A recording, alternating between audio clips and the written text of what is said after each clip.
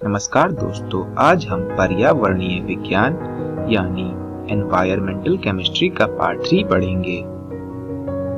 तो वीडियो शुरू करने से पहले आइए हम देखते हैं कि हम इस वीडियो में क्या पढ़ेंगे। इस वीडियो में हम जल प्रदूषण के बारे में पढ़ेंगे और इस स्लाइड में हम जल प्रदूषण के बारे में पढ़ेंगे।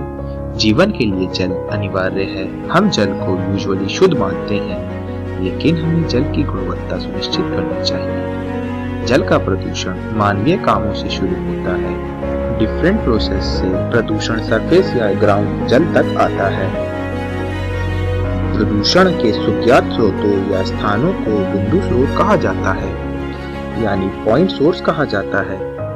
उदाहरण के लिए नगरपालिका पाइप या फैक्ट्री डिस्चार्ज पाइप, जहां से प्रदूषक जल स्रोतों में प्रवेश करते हैं।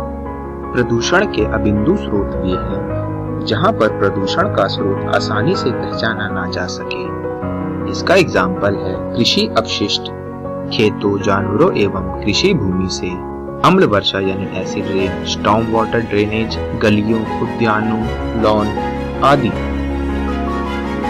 इस स्लाइड में हम जल प्रदूषण के कारण पढ़ेंगे। इसमें पहला है रोगजनक यानी पैथोजेंस।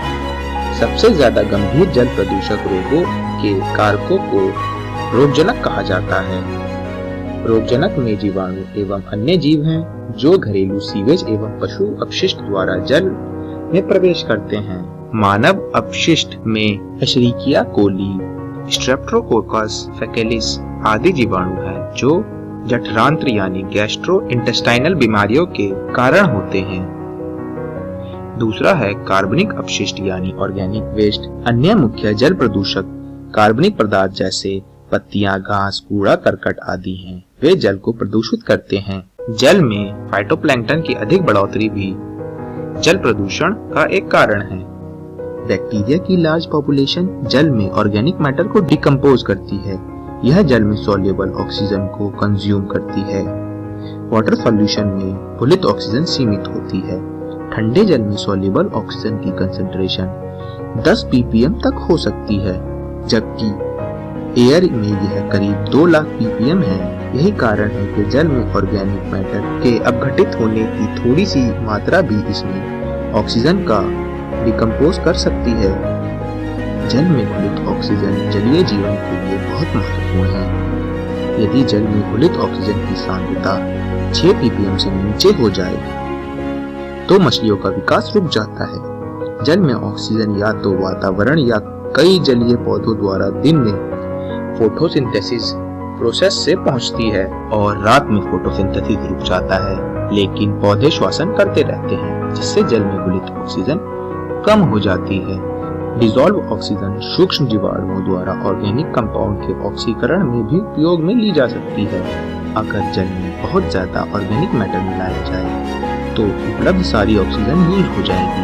इसका परिणाम ऑक्सीजन डिपेंडेंट जलीय जीवन की मृत्यु है। इस प्रकार एनारोबिक बैक्टीरिया जिन्हें ऑक्सीजन की आवश्यकता नहीं होती, कार्बनिक वेस्ट का विखंडन आरंभ कर देती हैं एवं इसमें दूषित गंध वाले रसायन उत्पन्न हो जाते हैं जो मानव स्वास्थ्य के लिए हानिकारक हैं। वायु जीवाणु इन कार्बनिक अपविशिष्टों का विघटन करके जल को ऑक्सीजन रहित कर देते हैं। इसलिए जल के एक नमूने के निश्चित आयतन में उपस्थित कार्बनिक पदार्थ को विखंडित करने के लिए जीवाणु द्वारा आवश्यक ऑक्सीजन को जैव रासायनिक ऑक्सीजन मांग यानी BOD कहा जाता है। इसलिए जल में BOD की मात्रा कार्बनिक पदार्थों को जैवीय रूप में विखंडित करने के लिए आवश्यक ऑक्सीजन मात्रा होगी। स्वच्छ जल की BOD का मान 5 ppm से कम होता है, जबकि अत्यधिक प्रदूषित जल में यह 17 ppm से अधिक होता है। तीसरा है रासायनिक प्रदूषक। हम जानते हैं कि जल एक अच्छा सॉल्वेंट है। जल में सॉल्युबल इनऑर्गेनिक केमिकल, जिसमें भारी धातु जैसे कैडमियम, मरकरी, निकल आदि शामिल हैं, महत्वपूर्ण प्रदूषकों में आते हैं। यह सभी धातुएं हमारे लिए हानिकारक हैं क्योंकि हमारा शरीर इन्हें विसर्जित यानी एक्सक्रीट नहीं कर सकता है। समय के साथ इनकी मात्रा स्वीकार्य सीमा के ऊपर चली जाती है तब यह प्रदूषक धातुएं kidney, central nerve system, liver आदि को नुकसान पहुंचाते हैं। खदानों के सीवेज से प्राप्त अम्ल जैसे सल्फ्यूरिक एसिड और विभिन्न स्रोतों से प्राप्त सॉल्ट्स, जिनमें ठंडे मौसम में हिम एवं बर्फ को पिघालने वाले सॉल्ट सोडियम और कैल्शियम क्लोराइड शामिल हैं, जल में विलय प्रदूषक हैं। प्रदूषित जल में पाए जाने वाले अन्य समूह ऑर्गेनिक केमिकल हैं। पेट्रोलियम उत्पाद जैसे समुद्र में बड़े ऑयल स्पिल जल के कई स्रोतों को प्रदूषित करते हैं। दूसरे गंभीर प्रभाव वाले कार्बनिक यौगिकों में कीटनाशक हैं, जो स्प्रे द्वारा बहकर भूमि के नीचे आते हैं। विभिन्न प्रकार के औद्योगिक रसायन जैसे पॉलीक्लोरेटेड बाइफिनाइल, जिसे हम पीसीबी के नाम से जानते हैं, जो विलयक के रूप में प्रयुक्त होते हैं। डिटर्जेंट और फर्टिलाइजर भी जल प्रदूषक की श्रेणी में आते हैं।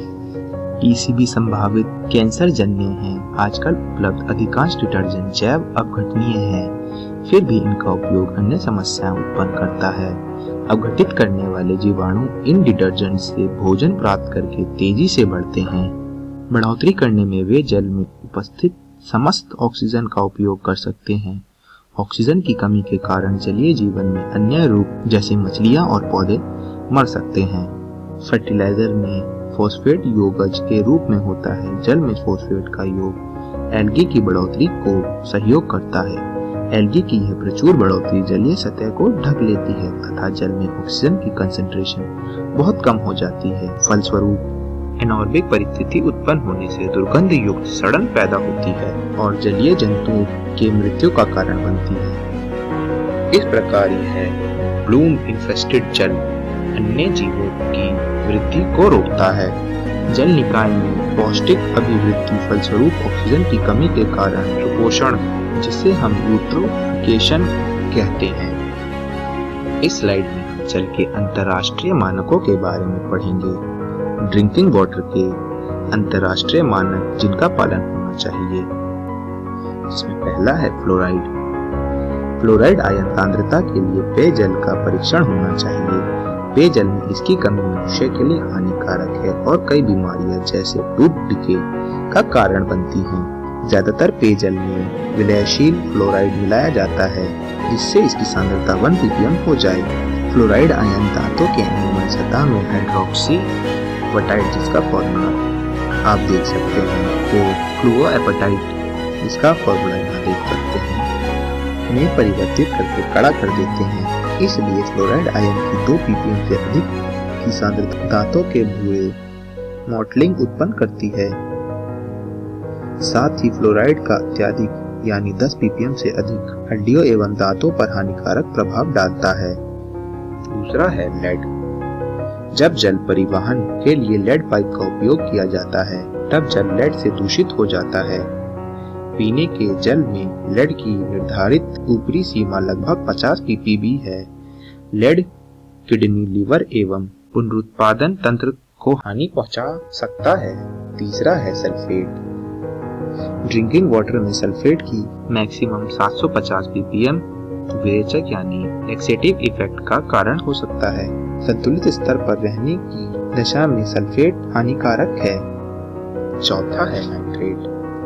पीने के पानी में नाइट्रेट की अधिकतम सीमा 50 ppm है। इसमें नाइट्रेट आधिक्य में होने पर मेथहेमोग्लोबिनीमिया रोग हो सकता है, जिसे हम ब्लू बेबी सिंड्रोम कहते हैं। तो इस वीडियो में हमने क्या सीखा?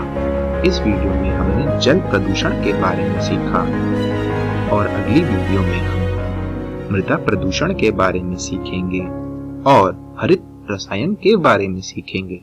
धन्यवाद।